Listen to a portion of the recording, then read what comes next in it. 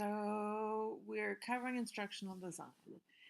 And I think by now you're realizing we're focused on learner-centered instructional design.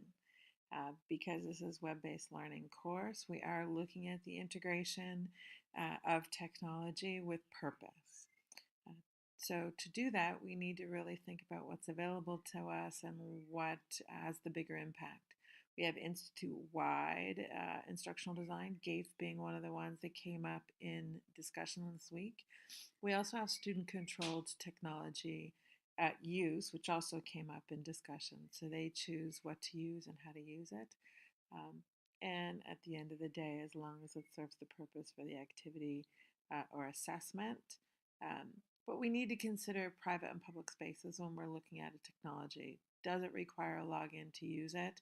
And is there equitable access to that, whether it's be at home or the tools themselves, are they accessible? We also need to consider support for all learners. So closed caption being an example of something, but really it's about universal design for access that we're considering because we are technology enabled. We're looking at identifying and incorporating relevant content, of course, to connect to what we're really primarily focused on, which is incorporating relevant and engaging activities.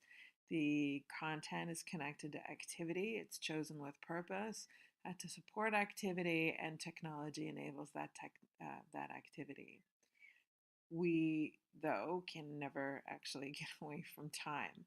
Um, we have only limited amounts of time to do the design, and of course, administration is going to be a big part of whatever we choose. So we are impacted by it. It isn't all just about the learner in this case because we need to effectively support it. So I'm going to encourage you to use existing resources to do this wherever possible. Now, copyright is a big part of how we move around on the net, so copyright permission is there.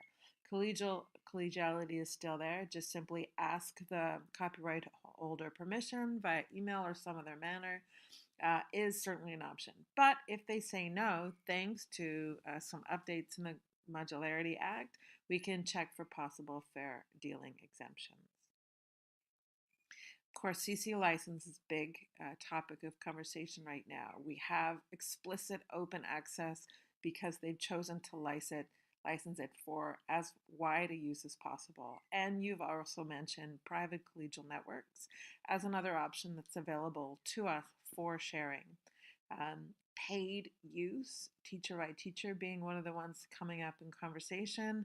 Um, and we always need to, no matter where we choose to use ready resources from, assure that we are attributing the work. We need to make sure we give thanks. Citation through APA is one avenue, and attribution is the other, but always attribute the work. We're building all of this off of theoretical frameworks based on the context that we're going to use, and always connected to our beliefs, our personal and teaching professional beliefs. So in this course, we have identified three that are very aligned to our task at hand, which is activity design. That's constructivism, connectivism, and situated learning.